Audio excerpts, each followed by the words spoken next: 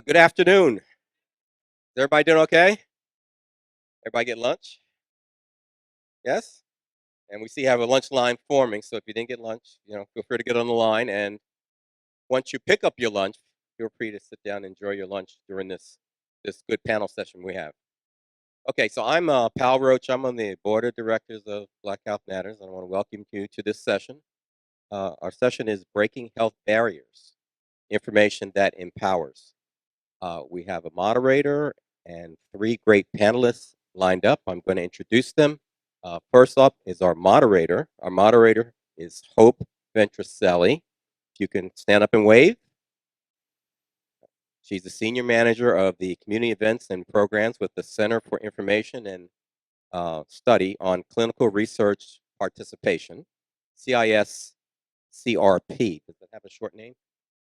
CISCRIPT. And the role offers the opportunity to connect with individuals who benefit from CISCRIPT outreach programs. So joining Hope on the panel, first we have Dr. Melissa Hartman. Could you stand up and wave? Okay. All right, come on, get your seat. Okay. Dr. Hartman is a certified clinical research professional, also known as a CCRP, with over 22 years of progressive healthcare leadership, integrated with 14 years of clinical research, recruitment, and engagement experience. She's found her niche in community motivation, education, site and investigator engagement, and grassroots activities. Second up, our second panelist is Mel Mann. Okay, great, wave. Okay, welcome, Mel. Mel was diagnosed in 1995 with leukemia and was given only 3 years to live unless a bone marrow donor could be found. In 1998, Mel entered phase 1 of the Gleevec clinical trial. Gleevec has helped hundreds of thousands of patients and treats 11 types of cancer. Mel is a hero. Mel is the world's longest living Gleevec survivor. And finally, we have Ashley Neely. Ashley, if you can stand up, wave. Okay. Ashley is a COVID-19 clinical trial participant and became one of the youngest donors to establish a named fund at Kennesaw State University. The Ashley Neely Adams, ATOMS Center Fund, was established to advance the teaching of science and mathematics in Georgia's K through 12. So welcome our panelists. Right. Thank you so much. Is everyone able to hear me? Could we have that mic back? That would be fantastic. Yes. Perfect. All right. Well, good afternoon, everybody, and thank you so much for joining us. As mentioned, my name is Hope Ventricelli. I'm the Senior Manager of Events and Programs with CISCRIP. And CISCRIP is a nonprofit organization focused on education and awareness of clinical research and clinical studies. So bringing more awareness to what's happening in the community. And I have some fantastic local speakers today to share a little bit more of their perspectives. But before we start, I did want to share a short video. If you can direct your attention to the screens of what the world might look like if we didn't have clinical trials.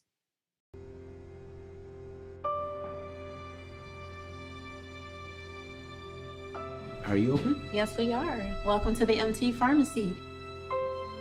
There's nothing on the shelves because we wanted to show what modern medicine would be like without clinical trials. Clinical trials are medical research studies involving patients. They can help discover new medicines or get improved versions of existing medicines. They help us find out if a treatment can work in patients. We'd like to fill these shelves a bit like how clinical trials fill the shelves in a regular pharmacy.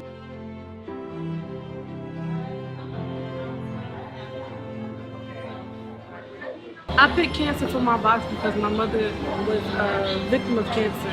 She died of the year 2008. I was the age of 9 years old. I've actually never thought about the fact that without clinical trials, we wouldn't have any of the medicines that we take every single day. Thank you very much. I'd like to bring our speakers back so we can get started and allow each of them to introduce themselves. So, Mel, why don't we start with you? Mr. Melvin Mann, tell us a little bit more about yourself and your experience with research. Okay, so in January of 1995, I was diagnosed with leukemia, CML. I was given 3 years to live. I went to the doctor because I had back pain and I had fatigue. And at the time, I was stationed in the Army. I was a major, and I was living up in Michigan with my wife and our 5-year-old daughter. And the doctor said the only cure was bone marrow transplant. And I couldn't find a donor. I did drives, put thousands of people on the registry. We had drives like 10,000 people all over the country. And eventually I went out to MD Anderson because some other patient told me about clinical trials. He didn't have the same disease that I had, but he said he was in complete remission from a trial. And I went out there, and around the 3-year mark, um, I entered the trial, a couple trials, and the one trial that I entered, I was the second person to enter that trial, and that's the trial that saved my life. It didn't work for the first person; that was Gleevec, but I was very sick at the time, couldn't hardly walk a block. But 10 months later, I was able to run a 26.2-mile marathon. Yeah, and my daughter, who was 5, she eventually grew up and she became a doctor, medical doctor herself. Fantastic. And Melissa, over to you. What can I say after that? I am Dr. Mel. I will say that what I do in the industry is help develop drugs that save lives, like Mr. Mel. Um, I also am a DNI advocate. I'm a community engagement advocate as well. I support diversity vendors. And in the space of clinical development, I do work hand in hand with sponsors to develop the protocols for these clinical trials. So to make sure that they are safe for you guys, and then to be a champion for people that look like us so that the trials are safe for us. So that's what I do. Thank you, Mel. And Ashley. Little round of applause for Melissa as well. Yes. Yes, so 2 hard acts to follow. So I decided to participate in a clinical trial because it was 2020. We were all stuck at home. I was bored. I was watching a hearing featuring Dr. Fauci, which I never do.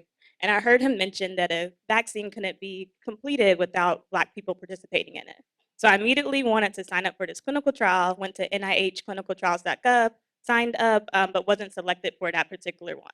And one of my reasons for signing up was, of course, I wanted to get back to normal. I wanted to be able to go back outside and hang out with my friends. So there was a little bit of selfishness with that, but also a sense of altruism with wanting to make sure I did my part. And if we did have this type of cure, then making sure that it worked on Black people since we were affected the most. So that's how I got into clinical trial research and then just been exploring it ever since and been talking about my story and how to dispel myths about joining a trial, even as a healthy volunteer. You don't have to be someone necessarily in need of a treatment, but we need people of all backgrounds to participate.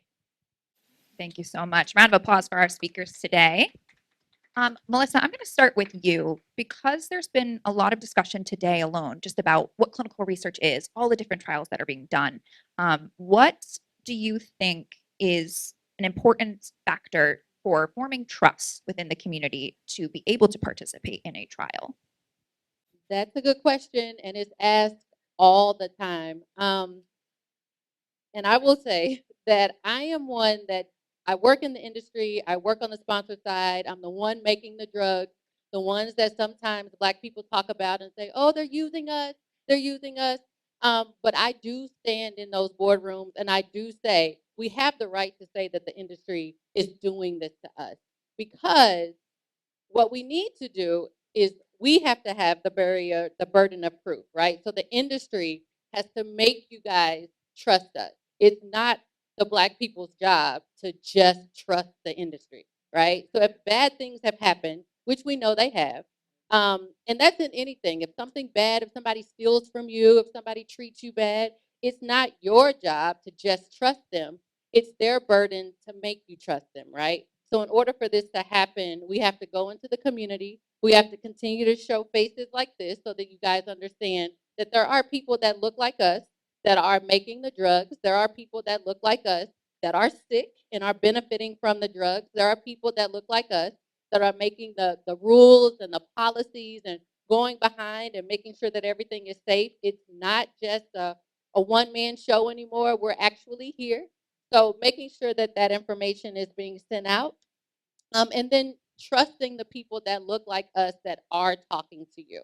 Because again, I look like you and I get sick. I am a cancer survivor. I have kidney issues. So I trust in the medicine as well. I don't just want it to work for other people. I want it to work for me too. I want to be like Mr. Mel, who, if he had not gotten into a clinical research trial, he wouldn't even be sitting here. They had actually told him he had no more time. So if it wasn't for a clinical trial, we wouldn't even be talking to him today. If it wasn't for Ashley, who also looks like us, who decided as a healthy volunteer to trust the process. If it wasn't for her, we wouldn't have the data where the COVID vaccine would work for us. So it's a two-part, of course, from the industry. We have to get out into the community, show our faces, and we have to stay in the community. We can't just go and then want something and then leave. We have to go and stay and go and go and go so that when you see people in the industry, you understand, you recognize them. And it's a give and take because we do need you. We do need Black people. Black people also needs the industry as well. I know that we talk about medications and, oh, I'm gonna do holistic and I'm gonna drink ginger tea and I'm gonna do these things, which is fine. Absolutely. Please be, more healthy. But think about the fact that sometimes when you have a headache and you take a Tylenol, what if you didn't have a Tylenol? Think about you're working out in the gym and somebody passes out and they go and get that red defibrillator that brings them back to life. If you had no clinical trials, there would be no defibrillator. There was no clinical trials, you wouldn't have an aspirin for your headache. You wouldn't have aspirin cream for your knees and for the arthritis that you have. So it's kind of looking out of a different lens. And if we can do that on both ends, I think we can continue to build trust. Absolutely. And for those of you who have participated, Melvin, let's start with you. What do you think, what kind of misconceptions did you have at the time, however many years ago when you were getting involved in research? Was there as much trust in the industry? And what made you feel comfortable to go through that process? Well, it's like Dr. Mel said, you have to address the elephant in the room, Tuskegee and all that, and atrocities beforehand.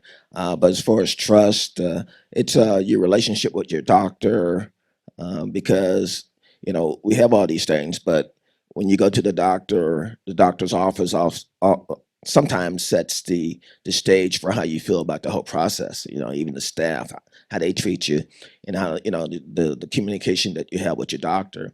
And my doctor that I started with the clinical trials, he was the one who was the doctor for the standard of care drug that I was taking at the time. He was the one who did the clinical trials on that, and that was interferon. I took an injection every day, so that helped build the trust there. And I worked in research and development in the military, not with medicine, but with systems. So I've always been like a research person, so that helped me. I'm not afraid of science. Great. And Ashley, especially as a healthy volunteer, how did you go about that process? What did you think about clinical research before getting involved? Yeah, so I will honestly say I never thought about clinical research. That was never something that came to mind until I watched the hearing. So whenever I was targeted on Facebook, I don't know if I was talking about it or after I submitted my form about a clinical trial that was happening in Atlanta for the vaccine. And so I filled out the form, and then somebody called me within 20 minutes to screen me for the trial. So during that time, I was able to ask questions. I had never heard of informed consent. They sent me over the documentation about what to expect. Also at that time, I didn't know that when you participate in a clinical trial, if it's a double-blind study, there's a chance you might just get a placebo or you might actually get the treatment. So I didn't know about any of that. So I was excited until I was bragging to all my friends, and I told one of my friends that you should join the trial too. And she said, "I got kids." And I was like, "Do you think I'm gonna die or something?" So I wasn't thinking about that at all. I wasn't scared at all, but I think other people kind of put that doubt of me. But regardless, I said I have the information. They tell you about the people. I wasn't in the phase 1 of the trial. I don't know if I'm that brave yet. Some people are and need to be in that, but I was in the phase 2/3. And so they have data from the people that went through it before to tell you what the symptoms were. So the symptoms were very mild. It's something I felt like I could deal with, and I made that decision to move forward with that trial. That's great. And Melissa, we talked a little bit about this before in your role with DEI and the importance of diversity in clinical research now more than ever. Can you tell us a little bit more? Yes, clinical trial needs diverse participation, but why do we need that? And why is it so important? That's a great question. So if you think about how drugs are made, and if you just think to yourself, if you know someone that has cancer, or you know someone that has, a disease or an illness, and for me, it used to jog my memory to I used to wonder why, for instance, my grandmother was sick and she had kidney disease and she had cancer. And when she died over the summer one year, I remember going back to school and I had a white friend who also had a grandmother who had cancer. Her grandmother lived. And so I was trying to figure out. Now, of course, I was younger, right? Naive. Now, why my grandmother died? And her grandmother didn't, right? And then I kept seeing it. Like, why do we keep dying? What's happening? That's what made me want to get into research way back when. But if you think about it, we cannot produce a drug if we don't have biomarkers and we don't have data and evidence. And if we don't know what the body looks like, how can we treat it, right? And so everybody's not the same. Every ethnicity is not the same. Every person is not the same. Even though we're sitting up here and we're both Black, we're not the same, right? So in order for there to be an optimal chance, a better chance for us to make drugs that are, effective for everybody, the drug needs to try and work on everybody. So it seems like it's a hard concept, but it's really not. It's just we need you in the trials so that the drug knows what to look for when it sees someone that looks like me. That's the way that I try to tell people, on a lax term. Of course, there's a lot of terms we can go through, but at the end of the day, we need you so that the drug knows what to look for. Otherwise, it only knows to work on what it's worked on before, right? So it needs our blood, it needs our genetics, it needs our biomarkers to say, oh, I know what to do when I see that. I know that I can work. And if we don't do that, then by the time we get older, our children get older, our children's children get older, there's no drugs for them. And their grandmothers will die.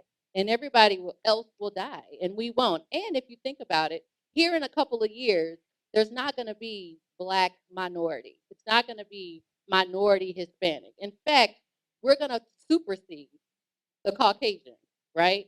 So what if we don't have drugs that are effective for us and we're majority? That means the majority of the world will not have effective medicines that work for them. That just can't be. Great point.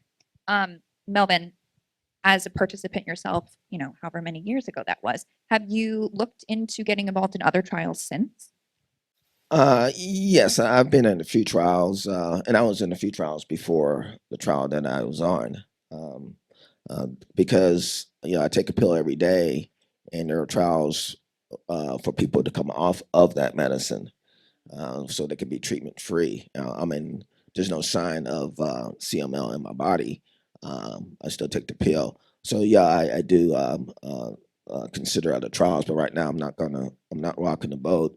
But one thing I wanted to also add on that about DEI or inclusion for people of color in the trials is that you get a chance to come in early because there's like a phase 0 before the clinical trial where it's like 5 years where they worked on Gleevec before the first person takes it. And then, like when I started, it was at the 3 year mark, but it was a few years before the average person could use it.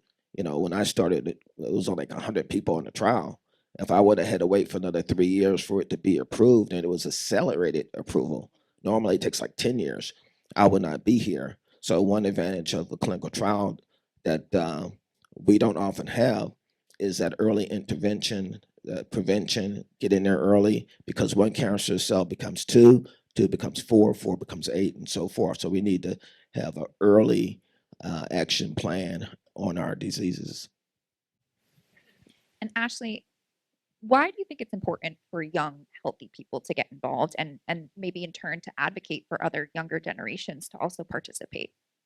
Yeah, so as Melissa said, we can't expect the drug to work on us if we're not in the trials. I think we saw it happen with the HPV vaccine, I believe, that it wasn't really tested on Black women. So they found out the type of HPV that we get is not actually that effective with the vaccine. Still encourage you to get it from, talk to your doctor, but if we weren't enough of us in the trial. And I always want to tell everyone, too, that everyone's in a trial, whether you think it or not. You're all in a phase 4 trial. So you take a medication and that you just weren't in the clinical trial area for them to actually study you, to have the patient care from your doctors, but they're continuously studying the medication. So that's how come whenever you see it's marketed to the masses, whenever people are in that trial, when it's public like that, everyone has different side effects or different symptoms because you are all in the masses now. I joke with my friends that are on a popular weight loss drug. I looked at the demographics for that and I said, okay, you're in phase 4 trial because there weren't that many Black people in the trial, but you weren't hesitant to get that. So we're still collecting, but you're still collecting that data. So I think it's important for healthy people to be involved because the only way we can make sure something works. So yes, we're trying to make sure it works on the sick people, but there has to be a contrast between healthy people to see how it affects them also with the sick people. So I encourage you to do that. And I also, for fun, I will look up like anything my friends are experiencing, and I'll just Google that and see if there's a clinical trial. For some clinical trials, you get paid for it, so I get to joke and say, I got paid to get the vaccine. Everyone got it for free, but at least I got some money for it. It's not a lot. I'm not to retire on or anything like that, but I do encourage you to look up different trials and do what's comfortable for you, whether or not you have that illness. It's not just limited to people that are sick with that condition. Anybody can answer this question. Are there ways to be involved in a clinical trial if you are not interested in taking a medication? What other options are out there?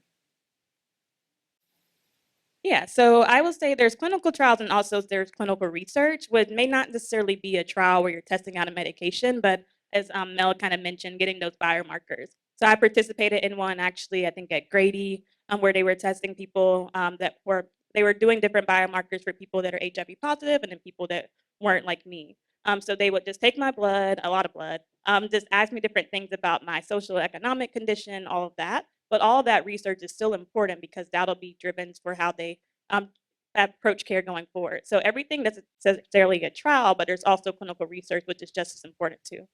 And I wanted to add to that as well, advocating for it, right? So the fact that you're here right now says you have some questions about it, you're inspired by it, at least you want to know, like, what is this clinical trial? We keep talking about it. So one way to be involved, even if you're not in a clinical trial, is to not shoot it down, right? So don't go around talking negative about clinical trials, especially if you've never been in one. So how can you talk about something that you've never even done before? Talk positive about it. If you see someone who says they're getting in a clinical study, encourage them. Read about it. Ask about it. Ask your doctor about it. And believe it or not, it's not just people that don't look like us that are running clinical trials. There's a doctor in here right now that has her own clinical trial network. She has sites that she actually does clinical trials at. So if you go into your doctor's office and you have something wrong with you, and maybe they say, oh, there's no treatment for this, or oh, there's not this, you can ask, is there a clinical trial for this? Is there something else for this? Because there is. And sometimes in the healthcare industry, we don't mention it as doctors. There are doctors that I've talked to before that will not mention it to Black people because they feel like we're going to say no, right? That's not good because how do we know if we don't know? So now that you're hearing about clinical trials, and this BHM summit has been going on for years, so you guys have been hearing about it for years. Ask your doctor. Talk the same way that you Google everything else. You can Google about clinical trials, and just like she said, she went right on the website, went right to clinicaltrials.gov on her own to see exactly what's out there for you. So don't just take no for an answer. Don't knock it until you try it. Ask around if you want to know more, get information. It's everywhere. There's people that look like me. There's a doctor right here that can give you information about clinical studies, and they do look like us. That we want you to be okay because we want to be okay as well. So if we're okay and you're okay, then our lineage will be okay. But if we don't start taking this seriously and we don't really look into it, like it's not just alternative medicine. Clinical trials is healthcare. You literally are being taken care of by a doctor. You're getting labs. they're really paying more attention to you sometimes than in regular, going to the doctor in your primary, because they're gathering data about you. So they want to know everything. Tell me everything. How do you feel? Come in, talk to me. They text you. They're asking you all day and night, put this device on. They want to know. So you're actually getting A1 care and you're helping the community. Also, in addition to that, uh, there are trials on anything that's inserted into your body. For example, a pacemaker, or if you're having seizures and you need a little brain thing to control that. Those type of things they have clinical trials on. And one big thing about clinical trials, how to get involved, is education. The more you know, the better you are informed, and you can dispel a lot of the myths, because there's a ton of myths out there. Being a guinea pig and this and that. Now, like it was said, you're not a guinea pig. This stuff has been looked at, and you can come off the trial at any time that you want. And it's not like you're signing a contract where I'm signing up for life or for whatever this is. So there's a lot of different points that. And then there's like an informed consent. This is not done like Tuskegee, where you're being tested and you don't even know you've been tested. So there's a lot of it's a complex procedure, but education is the key among patients, providers, and the sponsors. To add on to that a little bit, Melissa, now that we've talked a little bit about Tuskegee's and some of the other historic misgivings, what are some of the safeguards that are now in place? Some of the work that you're doing to make sure that the trials are safe and effective for everybody. Very good. So back in the day, the government could kind of do whatever, right? And they did. Just do what they wanted. Not anymore. Not not necessarily. Um, that they could just do what they want to our bodies without telling us anything. Like Mr. Mel said, there is an informed consent where they have to tell you exactly what they're about to do to you. And you have to, make sure that you understand it, ask questions. You do not have to sign the line if you don't want to. And they cannot coerce you. They cannot say, oh, well, if you don't do this, blah, blah, blah. Absolutely not. And say you sign the line. And then you come in for your visit and you say, you know what? I don't want to do this anymore.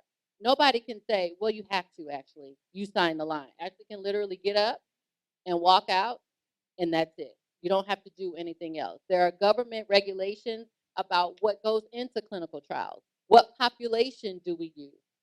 There's regulations about the countries that we do it in. I sit in meetings to decide what country will this clinical trial be ran in. Can it be ran in Slovenia? Can we go to Africa? What are the regulations over there? Is there post-marketing? Can the drug be available after the trial? All of these things have to go into play before we can even start a clinical trial. And as Mr. Mel said, they take years, right? So from the beginning by the time you take this medicine, it could be up to 10 years. 10 years of back and forth of, well, that didn't go right. And the benefits of the drug have to outweigh the risk. That's foundational clinical trial 101. If the risks do not outweigh the benefits, and we have to prove it. We have to prove it in writing. We have to prove it in lab. We have to prove it in animals. We have to prove it before it's even approved to start the study. And it takes millions of dollars to even get started first. So we don't even want to do this anymore. Like, sponsors don't want to waste money on drugs that are not going to be safe for you. We want it to be safe because we want to get paid. At the end of the day, healthcare it's a financial institution. It's healthcare, right? So we're bringing healthcare to you. We're bringing medicines to you, but it is money. And they are making a lot of money, and you lose a lot of money when trials do not work. That is why now diversity is so important, because trials have been sent back to the drawing board because they don't have enough of us in it, so it's not effective. They don't want that anymore. That's why you're hearing diversity this, diversity that, because if the big wigs say, no, you don't have enough, cancel it. That's billions of dollars that are going down the drain. So just if you don't think about it any other way, and everybody says that the healthcare and the pharmaceutical industries are money hungry, then think of it with the glass half full. They're so money hungry that they're going to make sure that it's safe so that the trial will last. If nothing else, if that's the only thing you take away, is they don't want it to fail. Because if it fails, they don't get money. So they have to make sure that it's safe, and they have all of these safeguards in place. And they have people like me, they have people like Dr. Levy sitting there making sure that our people are being thought about when we're thinking about these trials. And also, back to, if you're not in the research, you don't want to be in a clinical trial, focus group. A lot of what sponsors are doing now is including patients in the beginning to see if it makes sense to you guys. So if you get a phone call, if you see a flyer about participating in a focus group to build a protocol or a focus group about a trial, join that, because that means you actually get to tell us, yes, that worked for me, or no, that doesn't work for my population. Try again. And we actually do take it into consideration when we're building the protocols for the drugs. And yeah, I just want to also say, pass it on, and I want to just shout out my daughter, Dr. Patrice Mann. She also works in clinical trials, so she's caring for it, that effort there. Melvin, we can stick with you for a little bit. Um, Oftentimes we hear that men are taught to prioritize self-reliance. They maybe don't visit their healthcare providers as often as their female counterparts. Why do you think it's so important, especially as a survivor yourself, for men to be more involved in their care and to advocate for others to do the same? Yeah, men are like macho, and especially like being in the military and all that. They don't go to the doctor as often as they need to, but it's very important for them to have a general provider and do their wellness checkups, because uh, prevention and early catching the illness early is very important. So that's the main reason for them to get involved. And um, communication. When I was first diagnosed, my boss told me, he said, hey, he had been through something. He said, keep your family involved, because also your family at times are going to be your caregiver. So that's one thing about clinical trials too. You have to get with your family and say, hey, is this going to work? Because I've got to go out here. I had to go from Atlanta to Houston, so that's I got to fly out there and whatever. You got to coordinate schedules, time off, work off. Who's going to take care of the dog and all that stuff. So it's very important to communicate, especially if you're a guy. Get all that cleared up. You don't want to leave behind your how you say, the apple of your eye. You want to be there for your family. You want to be there, and you can, but you don't want to wait until it's too late, because even on a clinical trial, it could be too late to even get on a clinical trial. You become ineligible because you waited too late. I think we have time for one more question before anyone from the audience might have questions. So I'm going to start with Ashley. What do you think, for yourself, for your loved ones, is a misconception about clinical research that you've come across? Yeah, I think the biggest misconception, as kind of Mel said earlier, is that you don't know what they're doing to you, and you actually do. There have been clinical trials where I read the informed consent, and I thought, you know what, this is not for me. I don't have a high pain tolerance, so I don't want to have the risk of being the person with the placebo in this procedure. So you definitely know what's at stake. You definitely have time to think about it. And as they said, you don't have to participate in the trial any longer if you don't feel comfortable. So maybe you're having a bad side effect, or maybe you just can't even make it to the appointments. There's a lot of barriers that prevent people from participating in clinical trials. You have to show up every so often. Sometimes you have to keep a daily diary. You have to check into an app. There's lots of different things that do that. And so you have the ability to walk away whenever you don't feel comfortable. So I think people think, okay, they're just going to be messing with my blood, or going to be just taking things and not telling me what's going on. But every step of the way, they're informing you what's going on. You get to have the informed consent. They also update informed consent often. So I feel like when I go to trials, I'm signing a new document every day, but they give me enough time to read it, to process it, and also highlight what's new. So you definitely always know what's going on. And I would just say to figure out what that is for you. Right now, I get text messages about clinical trials. If there's a treatment that you are seeking, and maybe you don't have health insurance, or maybe you just want to be surrounded by a group of team of doctors going to help you. I think I just got a text for a knee replacement surgery. I don't know who needs one, but there's trials going on for that here. I've seen ones for mental health, depression, just anything you can name. So I do encourage you, if there's something that you're interested in, if you have that ailment, or even if you don't, to just Google it and look up Clinical Trials Atlanta, and you can find one that's here. I think at one point I was trying to get free LASIK, but they've already perfected that. So they didn't need any more trials for that, but I had health insurance to cover it. But whatever it is that you're thinking about or needing, I do encourage you to look into clinical trials because that's the only time that you'll have these doctors checking in on you every day to make sure it's going right for you. And that said, you get free treatment in the process too. Well, a round of applause for our speakers today. And thank you all for joining us this afternoon. We have a couple minutes if there's any audience questions.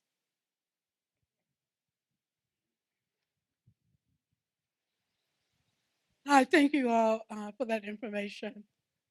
I am a clinical trial person, and I'm in two right now. And I'm gonna tell you, if I'm not getting paid, I'm not doing it. But I don't do no clinical trials for free. But what my concern is now, I see myself moving back into that historical fear. And not so much as that they're gonna give me something that's gonna harm me, and I'll never know until it's too late. It's the political climate that we have now, and my concern with that is funding is being cut. What it would have been great for me if some of the uh, people that are doing the grants and handling the financial end of CCRP's grant clinical trial funding was here, because now I'm concerned what is going to happen if the funding get cut. Will CCRP, you know, take the advice of uninformed political folks and stop doing the trials for us, especially excluding us because of the DEI uh, uh, thing and all of that kind of stuff. So I'm over into that other side of fear a little bit. Thank you. Any thoughts on kind of current events and how that might affect clinical trials? That is a wonderful question. Um, and for someone that works in the industry and sees it every day and has meetings about it, I will say this. It's not just clinical trials and it's not just healthcare. We should probably be in fear of a lot of things. But the one thing we do have working for us in this industry is we have to have diversity in the metrics. That's not going to change. Because, again, if we want to make medicines that are effective, and effective means they sell, right? That's not going to happen if we're not here. It's just not going to happen.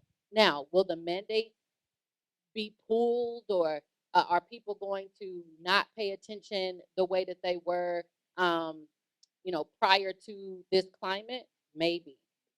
But if you think of, and that's higher up, right? So if you're thinking about those sitting on the sponsor level, the Pfizers, the BMSs, the Takedas, all of these companies that are making these drugs still have to make a profit. We still have to make sure that our drugs are being built or the protocols are being built a certain way. We still have regulations that we have to follow. Those things cannot be pulled. What they can pull is say, well, DEI is not important. Okay, well, they've been saying that for years anyway. Even before this climate took place, DE&I was not that big of a deal. It wasn't until COVID that people were really shouting it from the rooftops. Now you can see the people that are pulling back, the companies that are saying, oh, we don't have to have DE&I. Great, we're not going to do it anymore. We've even had, some sponsor companies that have let go of DE&I departments, right? They've let go of head of diversity and all of these things. They can remove those roles from the company, but you cannot remove the need for medicine, right? We still have to build the medicine. We still have to have effective medicine. They're still going to need you. They still cannot take away the foundational principles of clinical trials. Because if so, then we won't have clinical trials, period. And we know we're not going to do that because why? They make so much money, right? So we cannot go without drugs. So I think what's working for us is at this point in the industry, without the people in politics, the industry itself understands how important diversity is. Whether you have roles that say diversity or not, I'm not in a diversity role in a company that I work for, but there always asking about, does this make sense in a particular population? Why? Because we know that we have to have it. So some things can be political, and then some things can just be right or wrong. Like, does it work or does it not work? We have to have diversity in studies, whether we have the roles that call it that or not. And I just want to add one little quick thing on that is that only 5% of people enter clinical trials, and only 5% of that are Black. But a lot of them are not asked to enter clinical trials. And the research has shown that if you ask Blacks and tell them about clinical trials, it shoots up to about 50%. So the main thing is we have to also educate the providers continually to ask and to inform the patient and not have a bias that's set in like, oh, that person doesn't want to be part of the clinical trial because of Tuskegee. So the reverse effect will set in. But to take away all the biases and treat them like any other patient. Other questions?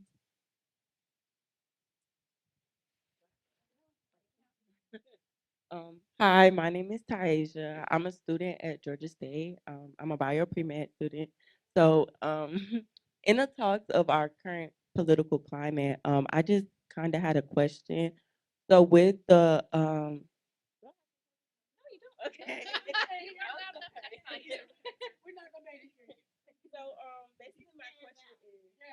Now you have to stand. Basically, my question is, with the, I guess, you all trying to, of course, bring more knowledge to our community, get us more involved in clinical trials. How are you all, I guess, with the political climate that we're in, and with rollbacks of like certain things, like, for instance, the Chevron Act, and just like different agencies, like that, kind of branch out to consult to the professionals, to look to people. How are you all, or is there going to be ways to kind of get that information that political trials are being diversified, they are working for us? I guess just trying to combat misinformation, probably around drugs, clinical trials. You're standing in one right now. Yeah. Keep coming to these. And I promise you, there are more of us in this industry than not. I'm just gonna do this. If you work as a healthcare provider or in clinical trials, stand up and you're Black. Yes. Look at this. The If you're a question, healthcare professional and you're African American or you work in clinical trials, stand up. So what I want you to know is one of the misconceptions is we're not here. Clearly we're here, right? And there's a lot of us that aren't going anywhere. It doesn't. I've had a one-to-one with Ms. Roslyn, who's over Black Health Matters, to talk more about how do we continue to do this in the climate. And for me, banding together the same way I'm about to get emotional. Banding together the same way we do with everything else is how this keeps going. We cannot allow somebody to tell us that we don't matter because we do, right? The clinical trials that are making it, the clinical trials that are working now, we're in them. The clinical trials that are working, they're running them. Black people, the drugs, the COVID drugs, it was Black people all over that. That didn't come from someone else. That came from us, right? There's so many things that have come from us that will continue to come from us. These type of conferences, these summits, we go out and speak to colleges. We have internships. You should talk to me and make sure that we're looking in this area. I'm always advocating for our intelligent Black people to get into clinical research because a lot of you guys don't really even know what it is. You almost feel like you probably have to be a doctor to be in. You don't. There's so many things you can do in the industry, and we need us. We need us to be in the industry so that we make sure that we don't go anywhere. So, baby girl, don't worry about the clinical trials going anywhere or us, not putting the information out there. They're not going to be able to tell us that we can't put the information out there. And this is the type of stuff that you need to spend your Saturdays doing. So kudos to you. Yes. right. We have time for one more question. So I heard you mention that you can go to atlantaresearch.com to find clinical trials, but I never see any clinical trials in the spaces that I'm in. I don't really see them online. I'm on LinkedIn, Facebook, Instagram. I never see them being marketed to us. And I'm also a nurse practitioner, and I have to admit I haven't heard anything even in my professional life in regards to clinical research, clinical trials for Black people. So, how can we educate providers more? And how can one find research and trials to be in? I'm going to say one thing, and then I'm going to let you go to clinical trials like that. I want us to stop saying clinical trials for Black people because clinical trials are for everybody.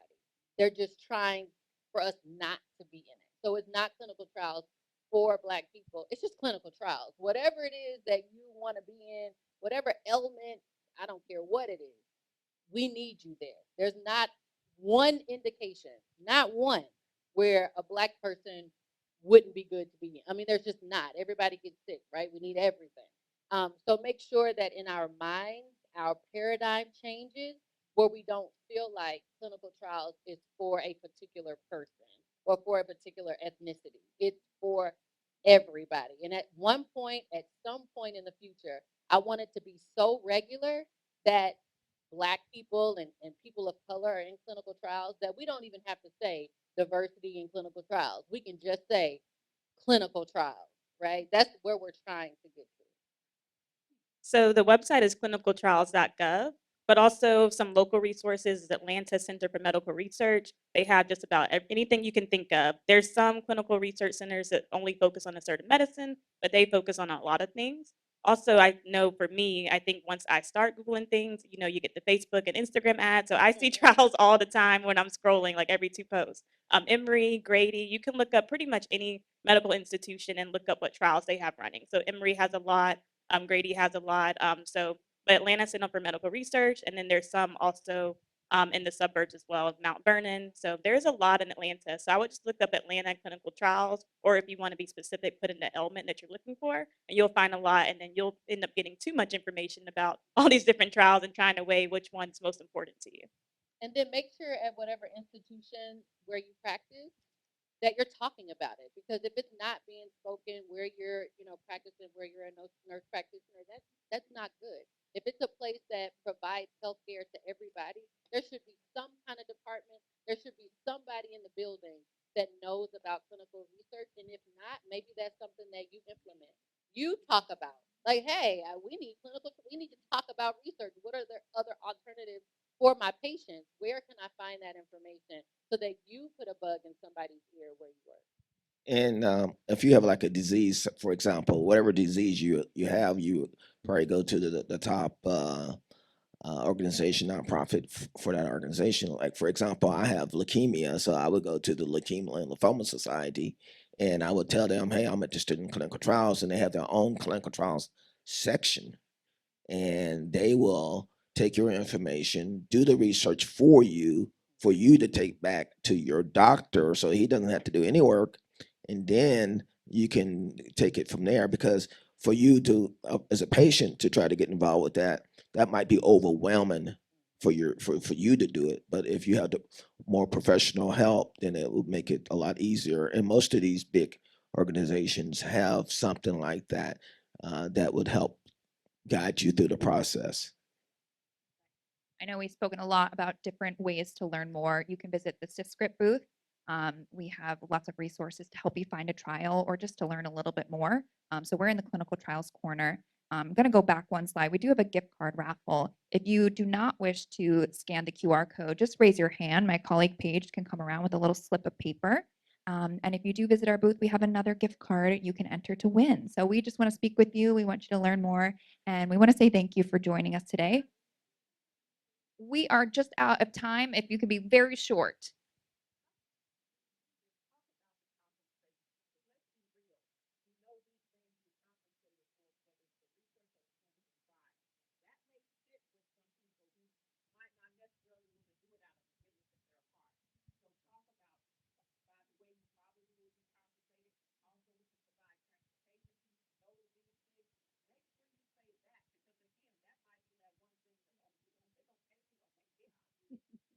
And you're talking healthy volunteers a lot of times. For a patient participant, yeah, it's not all the time, yeah. And I like you put something on that. But as far as a patient volunteer, you know, you can get help with travel. You can get help with hotels. You can get help with flights, angel flights, that type of thing. But it's still going to be a lot of out of pocket costs. It depends on the clinical trial and it depends on the sponsor. It may be completely covered and it may not be, and it depends on your insurance, you know, what's covered.